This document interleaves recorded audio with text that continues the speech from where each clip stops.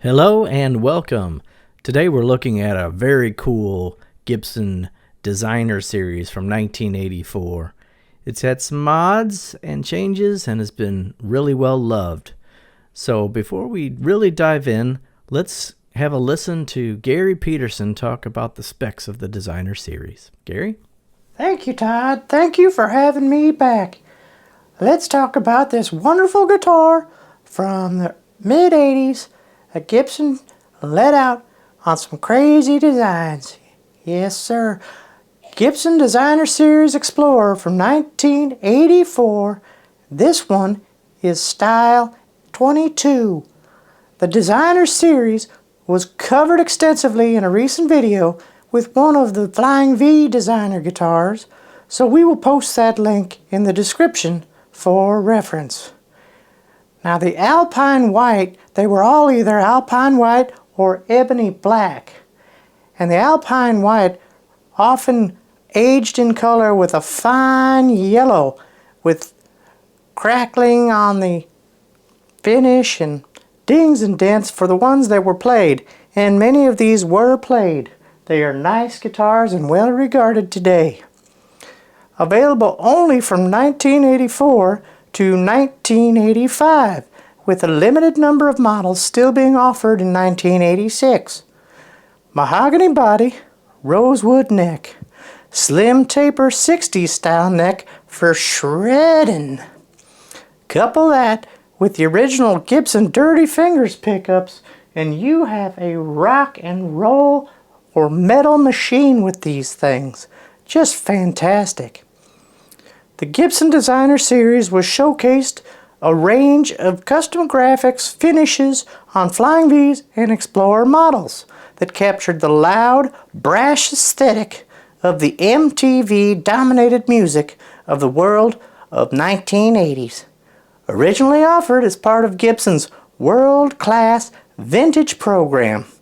Hope you enjoy this wonderful guitar, and thank you again for having me. Very insightful, Gary. Thank you very much. Appreciate your help and your enthusiasm. As we take a look at the headstock here, you can see it's pretty well finish checked and it's pretty well yellowed with age. It's got the silkscreen Gibson logo on the very tip of this banana style headstock, and the Alpine White was a very stark white, and they just, many of them, most of them I guess I would say, just kind of get this antique-ish yellow with age. And the finish checking, that's going to happen too when it's brought in and out of cold environments and warm environments and just age. It just happens with that nitrocellulose finish. This one is the Style 22, as Gary mentioned.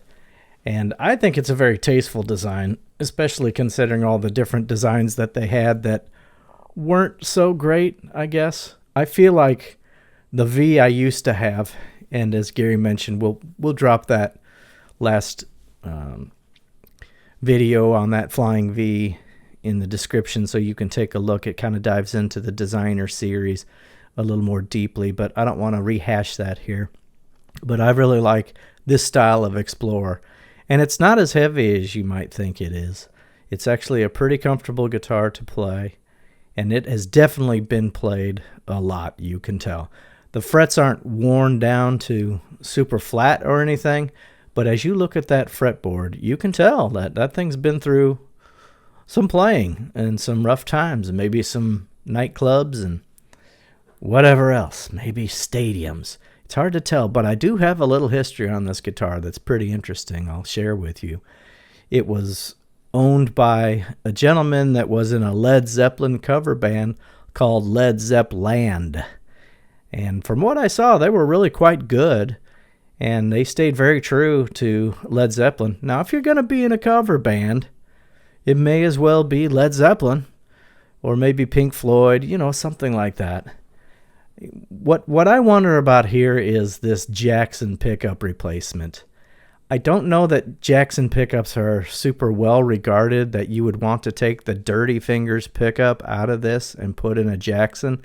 As a matter of fact, that pickup ring for this Jackson pickup is not the same as a Gibson pickup. So he had to drill new holes to put that pickup in there, which is somewhat unfortunate. But on the other hand, this is not some kind of Case Queen guitar. So it is what it is, as they say. I'm going to keep that Jackson in there. It doesn't sound bad. And usually I'm hanging out in the bridge, chugging away with a guitar like this anyway. So it doesn't really matter that much to me. And it's part of the history of the guitar, you know. This is where it came from.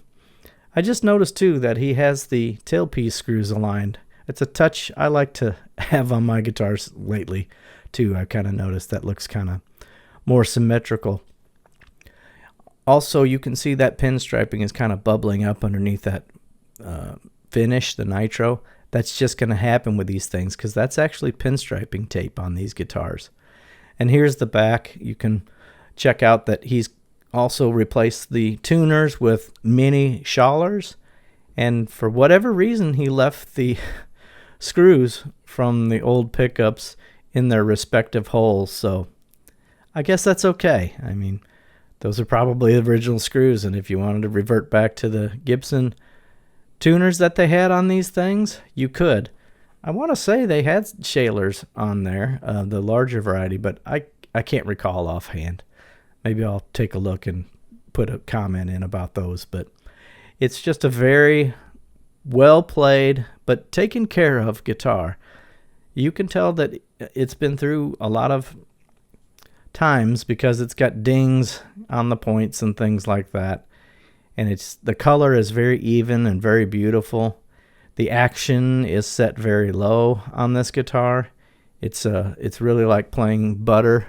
It's that good. You know, not all of them are. I think you can set up a guitar if you take the time. You can set up a guitar pretty good usually if the truss rod is working and the bridge is good and the nut's solid and everything. You can get it going, but sometimes you just pull a guitar out and it's good to go. And there you can see some of the really cool finish checking on the neck there and at the heel. And it thankfully has the original control plate. You can start seeing some of the dings on the body where, you know, it might have got dropped or bumped up against a table or beer bottles or who knows where this thing was. The gentleman that did play it, he passed away. His great nephew was the one that was selling this guitar, and he shared some of the insights with me, so I really appreciate that. As you see a little more wear on this thing.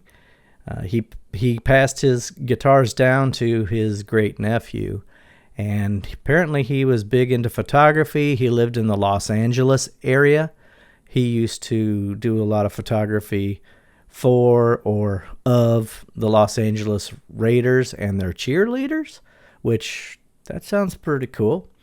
And also, of course, was in this Zeppelin cover band. Apparently, he was also in a couple other different bands throughout his lifetime, but the Led Zeppelin cover band Zeppland was the one he was most known for and probably spent the most time in. So go check out some of their stuff. Maybe I'll put a link out there to some of the stuff I saw on YouTube of them performing.